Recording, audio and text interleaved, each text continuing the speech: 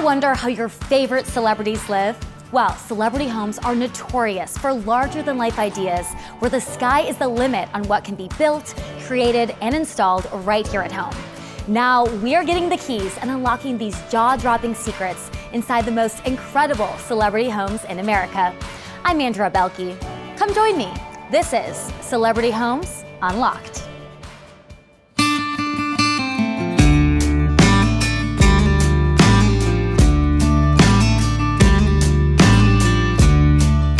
Today, it's all about Nashville, and more specifically, the gorgeous Tennessee foothills just outside of town.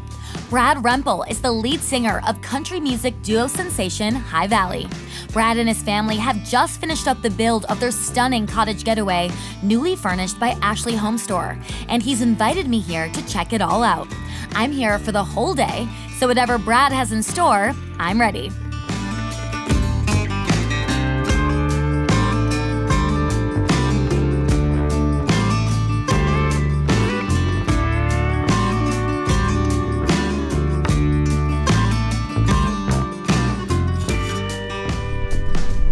All right, here we are right outside of Nashville to check out Brad Rempel's beautiful cottage home. It is gorgeous. He told me that I should come ready to sweat, so I'm in my workout clothes.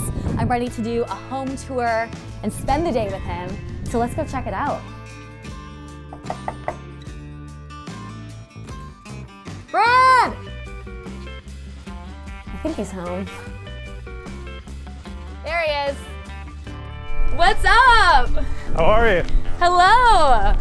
Hey, I'm Brad. Nice to meet you, Andrea. Nice to meet you, finally. Yeah, thank you so much for having me. I'm so excited. Thanks for making the drive. You said you wanted a day in the life of, so I figured we were gonna start, working out. Let's do it. I'm ready. I'm ready to go work out.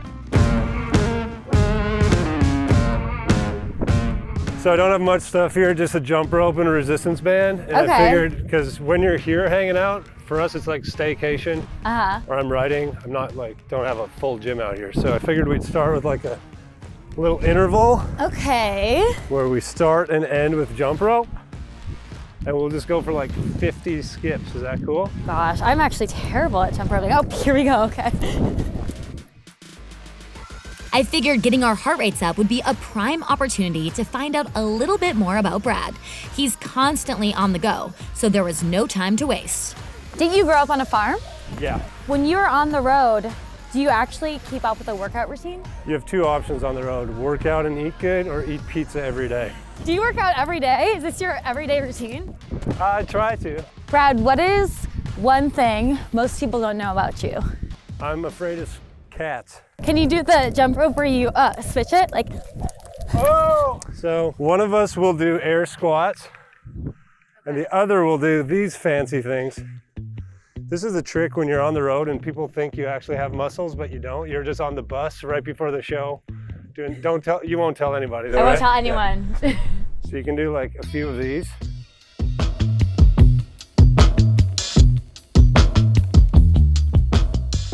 Okay, what if we did a race up the hill? I love that idea. I grew up on a farm in Wisconsin where hills were the gym. After all of that jumping and squatting, it was my time to shine. I was thinking just a friendly wager, maybe like the loser has to buy dinner tonight. Okay, fair. And it has to be Mexican food. Okay, All fair. right, perfect. All right, ready? You get to call it. Set.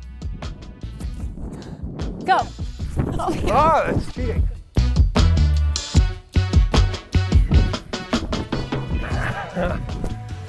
that is You beat me. a lot. I'm buying dinner. Give me like 10 hours, no, a few minutes to catch my breath and get cleaned up, and then I'll show you the whole house. Sounds good. Let's do it.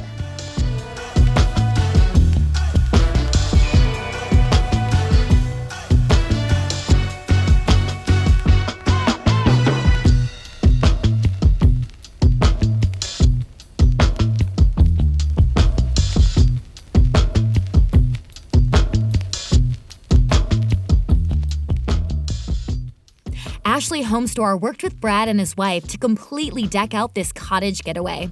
They spared no detail from design to layout, and the results are stunning. I can't wait to learn more. All right, ready for the home tour. And I got you some coffee, so that'll help you. Ew. That'll help you get ready.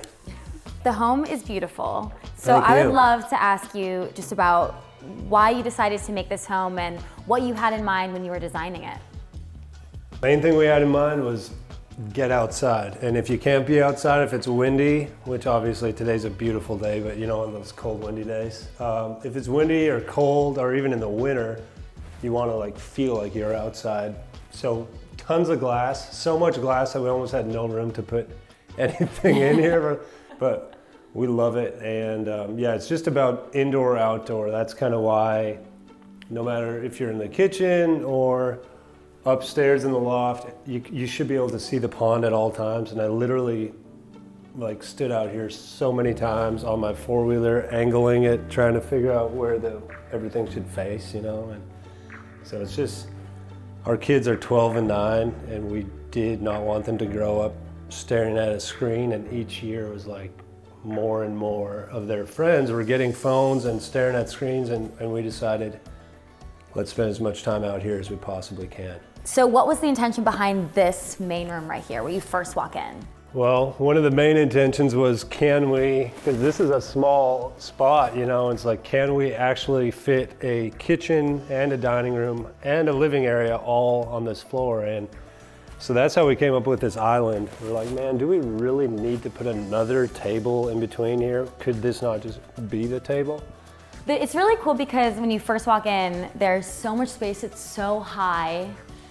Was that kind of the goal when you first started designing? The goal when we first started designing was park dirt bikes in the garage and have a little bathroom attached to it to shower and clean up. So it wasn't originally going to be a home? No, it was going to be a garage, and I kept on Googling garage with living quarters, and it was going to be a garage with a little maybe bunk bed above it. So I kind of started thinking, man, wouldn't it be great if I'm going to dirt bike out here anyway and the kids are going to fish, if I could write songs out here with this view? How inspiring would that be? And we just kind of kept adding on a little bit, and now we got to this place where we found out, okay, this isn't just like a garage anymore, this is a straight up cottage. Yeah, and you designed all of this with your family. My wife, Rebecca, did together with a lady named Andrea Boehlke from Ashley HomeStore, and they kind of got on the phone, did a bunch of Zoom calls, and I think it was maybe the coolest gift I could have ever given my wife, because she's like, sweet, you found me a lady who speaks my language and we can just geek out over all this design stuff. I definitely had my opinion big time, but they deserve most of the credit. What is your favorite piece of furniture or item in this space? I will tell you exactly what my favorite is. My favorite piece is this, because not only is it like a coffee table, right? But check this out. If you want to help me on that side, there's a handle on each side, and you just lift it up. Oh, I see. Whew. This is the perfect height for, you know, just like having a laptop and working, and you have this gorgeous view. Before Brad made his way to Nashville and into the hearts of country music lovers everywhere, he actually grew up in the extreme north of Canada, where the focus was more on family and faith than on technology. I can tell he's tried to preserve a little bit of that here. I also love, and I'm guessing this was intentional, I like that there's not a TV in this space. That's very intentional. There's tic-tac-toe though. Yeah. Tic-tac-toe was like TV in 1805, so I'm just trying to keep it authentic. My wife is very into gold with iron ore. Yeah. Everybody asks us which color this is. It's not black and it's not blue. It's iron ore. Would someone think that was blue? People did, yeah. People on Instagram did and still Really? do. There's passionate debates about it. Speaking of passionate debates, we were gonna go with the very neutral, like, you know, standard tile in this bathroom. And we were at the store and we walked by this and thought, man, can we do that? And on a whim, we just decided to do it. And it's my favorite flooring. It's just like, you don't have to admit if you like it or not right now, because people are 50-50 on it, but I think it's pretty cool. Okay, I like it because this is obviously a new home, and so you know that this is intentionally vintage, old school, right? Yeah. Yeah. Speaking of vintage, these floors, are from a lumber mill, like an actual sawmill. It's Fox Hardwood out here in Leapers Fork, Tennessee. And we went and got this raw wood. It doesn't click together, it's not tongue and groove, it's literally just pieces of wood. They put them down on the floor and they sand them. You can see like the rough saw marks there. Yeah. And while we're here, he just sands it and says how rustic versus clean do you want it to look? And Rebecca had these Pinterest boards showing exactly what color the floor should look. And it was like the most custom floor. And the reason we chose it was you can come from the pond with like gravel in your boots and you're not gonna mess something up. You can have a dog in here. You can't really wreck this floor. It's just like, yeah, we wanted it to feel like the more luxurious she made some of this stuff, the more rustic we wanted the floor to kind of offset it. They made the stairs, by the way, out of the same floor and they built them and it was pretty cool. I'd like to say that I did that, but. Yeah, did you do any work here? What do you mean? Did you? Yeah, definitely. I did, I painted right in the middle of this. Do you see that white? That's beautiful. Yeah, I did a lot of that. Okay, I love these bunk beds. Thank you. Is that your idea? It kind of was. There's a guy named Josh Lapp who helped design the structure, this company out here called Summertown Metals, and I told him I wanted this recessed deck, like we wanted the deck kind of inside the roof, right? And he started looking at it and said, you could fit bunk beds on either side of that thing. And my wife and I instantly were like, that's perfect. So the boys sleep up here? Yeah, originally we were gonna have a bedroom, kind of just a loft, pull out sofa or something. And this is so much cooler, and they're actually just smaller than a queen bed, so you can literally have like 2 people per. So you could have the world's largest sleepover up here. They're really cute. I love those. I love this space. So talk to me about the idea for this space right here. Yeah, this is where I caved and said, okay, we're gonna have a TV up here, but I still got the same coffee table that raises up, so we kind of envisioned that as more of the like eating living area, and this at night is where people are gonna chill. And then the artwork, really cool, and I love that you have it on both sides here. Where's the artwork from? The artwork's also from Ashley HomeStore, and we talked about, once again, wanting kind of wooden features to, we've got the woods and we're out here on this land, but it's got kind of that silvery, golden, what do you call that color? Black mixed with cool. Fancy mixed with wood. My favorite thing about this entire home is being up here and then seeing right through those windows as well, because you have just those gorgeous windows right there. We drove out here so many times to figure out, getting over in this corner, looking out that window, would we be able to see town, the hills, and the pond at the same time? And that's kind of what it's all centered around. Yeah, because this is your escape home. It is. It's my songwriting studio / if I ever get kicked out of the house, this is where I have to sleep, which is a lot better than the doghouse. Yeah. And, but no, it's for our family. A lot of families go to the beach or they fly away on vacations, which we used to go to the beach a lot. But now our kids play baseball, basketball, football, 2 boys, 2 different teams, obviously, different ages. We don't really have time ever when we say, let's plan a 2-week trip. Just how would you do that? So instead we're like, let's plan a 10-minute trip and we go out here, but that is the view that this whole house is based around. One thing that was clear right away looking around Brad's cottage was the designer's careful eye for details. The selections from Ashley HomeStore put equal focus on the interior and outdoor spaces. All right, let's check out this little patio area, because the patio porch, what is I call it a deck. I call it a patio sometimes. Okay, let's check out this deck, because this is my favorite part of this entire home, because this is gorgeous. Especially if it's windy outside, you can actually like pretend like it's warmer sitting out here. Have a seat. Is this little woods area is yours too? Yeah, we've been building tree forts and stuff down there, and this is Chuck Wicks calling me right now. Yeah? Look at that. Chuck Wicks. Your buddy. What's up, Chuck? How about you pull up that driveway, see if your truck's got enough juice to make it up that hill, all right? Chuck Wicks is not only a good friend of Brad's, but he's an incredibly talented songwriter here in Nashville. I had a feeling music would be a big part of this day with Brad. I'm no country music star, but I'm ready to see if I can whip up a chart-topping hit with these two today. Are we gonna write a song? We already did. I mean, we're halfway done. Yeah, it's on the radio right now. Literally called him on the way here. I go, got an idea. And he's like, I have a better one. Before we write the next hit that I'm involved in, as producer of this, I do want to ask. Producer of the song? Yeah. That's awesome. Good to know. I do want to know about your relationship. How long have you been friends? Well, see, I met you, I think, when I used to do a syndicated radio show. And I also an artist, but I would see you at award shows, and then we're like, hey, let's write some time. By the way, this is our first.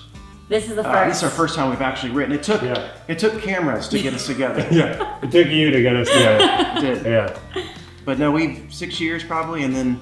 Been on the show quite a few times. He'd ask me amazing questions, make me laugh, make me awkward sometimes. Okay. That's right. Which now that's your job, I guess. So Yeah, I guess so. congratulations. Have you gone over with Brad the fact that he, like, where he grew up, there was like no TVs, like nothing. This guy grew up with just the land. Well, that makes sense though, because he didn't want a TV in this room. Yeah, we wanted just to- literally talked about how I fought to So not yeah, have we a did. TV. That's basically. Yeah. That's what we talked about when we first met. It's kind of like, what did you just say? And I was like, yeah, I grew up without TV and radio, and that is a huge part of getting our kids back here, because we live on a little bit of land, but it's still a neighborhood.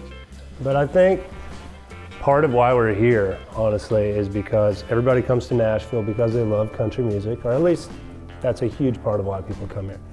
Tourists come to Nashville because they love country and they've heard these songs about the dirt roads and the backwoods and the hills and the hollers and all that stuff. But they get stuck on Broadway downtown and they never see anything about what those songs were written about. And we wanted to have a spot out here that when we have friends from out of town, we can say, you know what, this is what it's about. This is what Tennessee is really all about. Now that I've wrapped my head around the motivation for this cottage build and the songwriting Brad plans to do here, I'm ready to see a melody come to life. I guess I'm a music producer now. All right, should we write some music? Yeah, she says it so like it's so simple. Yeah. Hey, write a hit song. Doesn't make nothing. Actually, Well, tell me about what is your songwriting process? I mean, this is the first time you two have gotten together. so Kind of like this though, right? it actually, as we're all sitting here and we get our guitars out, this is actually how it happens in a co-write. You know, Brad sat down and he's like, man, I've been working on this melody, I kind of like it. And he was starting to play it, and he starts singing it. And it normally, the big question is like, what do you start with? Do you start with the lyrics? Do you start with a melody? Do you start with a guitar lick? And I want to say, for most, it starts with how Brad sat down and play what you were playing for, and you just No words. It's No always, words. and my kids hate me because I'll be like trying to record, and they're like, "What are you doing?" I'm like, "Yeah, it's just a cool melody." They're like, "It doesn't sound cool." sound like Charlie Brown. I was like, "Someday, someday, someday, but he had actual words. So then I was like, oh, I like that. And so I said, do it again. I go, yeah, someday I'm gonna take in the sunsets, take all the time on the Rolex. Or no, now I'll be like, oh, do it again. Oh, someday I'm gonna take in the sunsets, take in the time on to pass me down from the grandpa kind of Rolex. Yeah, now. And then I said, shoot, I just wrote a song called Someday last week. And that's often how it goes. It's like, oh man, have I wrote, because we write, I don't know how many you write a week, but quite often you get these weeks where you're just writing and trying to, as much as I like to be old school, the iPhone is a bit of a lifesaver because you're writing down every idea and keeping it. And Wait, but that sounds really good. No, we're actually going to write this song and finish it for sure. Yeah, but you can't write someday because you already have that. I mean, yeah. Well, I mean, you could change it to like, if we like the way that sounds, I'd be like, all right, Someday. maybe we just do, yeah, some say you that's should cool. take in the sun. I love Some Say. Yeah. Someday later, someday later, some say, ain't only two. But what do you say? Like, some say this and some say that, but what do you? But then maybe the hook is like, but I say, I'm gonna hold on to you in the front porch swing on the Saturday night, taking on love on you can't get it right. Yeah. I actually just got goosebumps because I like that. I'm gonna cry. You know? So I'm gonna record So we gotta this. record this. You know, some say take this all in, but I say all I need is you, you know? Yeah, I liked the little last thing you did. Keep it. Did you already forget it? Yes. I'm just gonna hold on to you, but I front say porch. I'm just gonna hold Hold on to you on the front porch swing while I'm kissing your hands. Getting on, they say, baby, yeah, I'm your Yeah, doing on the front porch swing while I'm holding your hand. Maybe then I'll sing on our kitchen dancing around, baby.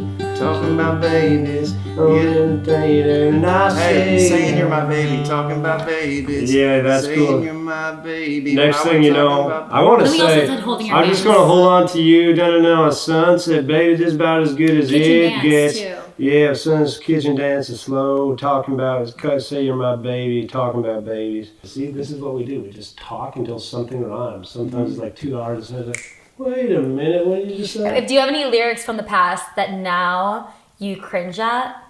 When I first started writing, I just wrote down lyrics, like I wrote poems, you know, because I didn't really know the guitar too well.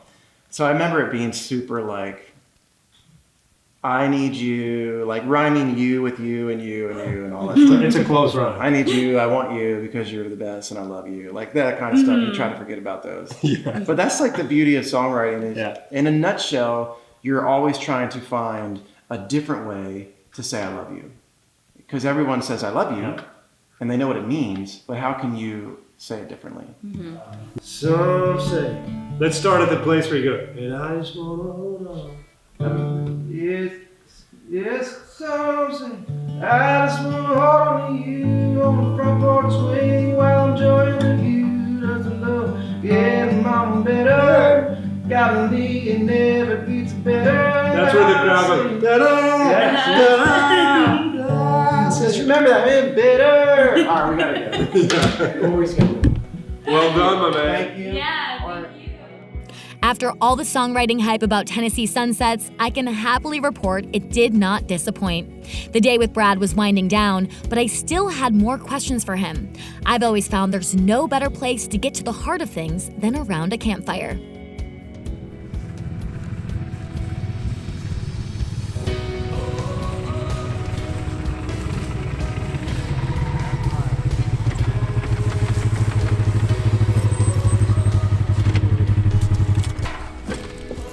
Before I leave, because I'm sure you're trying to kick me out at this point, I do want to know, in your life up to this point, what are you most proud of?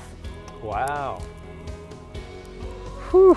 I mean, obviously, the correct answer and the right answer is I'm most proud of my family, the two boys that my wife and I have. I'm so proud to be their dad and to be her husband. But in my career, what I'm the most proud of would be when a mom comes through the autograph line with her family, maybe her like teenage daughter or her young son, and says, "Thank you so much for making music that my family can listen to together in the car," or "Thanks for making a show that we could take the kids to." That, I guess because music was such a big part of my childhood, that's what makes me the most proud as an entertainer. Nice. Okay, so you've accomplished a lot in your life, but what is the one thing you would tell your younger self? Maybe yourself 10 years ago. That would be a lot younger. Man, what would I tell myself 10 years ago? I probably would have, I know this is kind of stereotypical, but I would have said to try and enjoy all the amazing moments and not always think about the next one.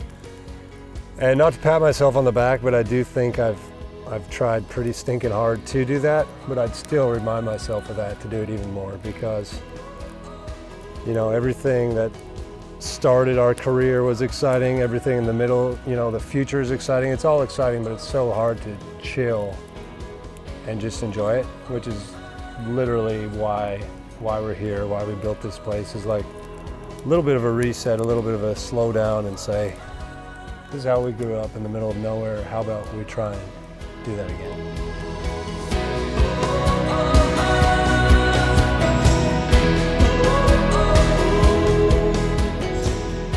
Thank you so much for having me over today, Thanks for showing coming. me this wonderful place. I had a blast. Well, so did I, and I think you did a great job of just kind of like living a day in the life of Brad Rempel, which, was it as glamorous as it seems? Did it seem glamorous? I think it was just kind of like hard work and good songwriting, or what did you say? It was cool. Writing a song. You did a great job. Yeah, I'm now officially a songwriter. Absolutely. I got a certificate for you that you'll get in the mail. Thank you. Worked out. Ran up the hill, hardcore. Yes. I was a close second. I just want to have that on record. What else did we do? Wrote a song, had some breakfast. That was good. That coffee, good yeah. protein shake. Saw the sunset and the sunrise all in one day. It happens every day, by the way. It does. We ran, we sang, and I got to see the gorgeous furnishings in Brad's cottage from Ashley HomeStore. What an incredible day here in Tennessee. I may have to come back soon for more songwriting and sunsets. Until next time. You're afraid of cats? Petrified. All Now right. let's make some s'mores. Well, you didn't bring any, Oh, so. shoot. Oh, cat! Was that good?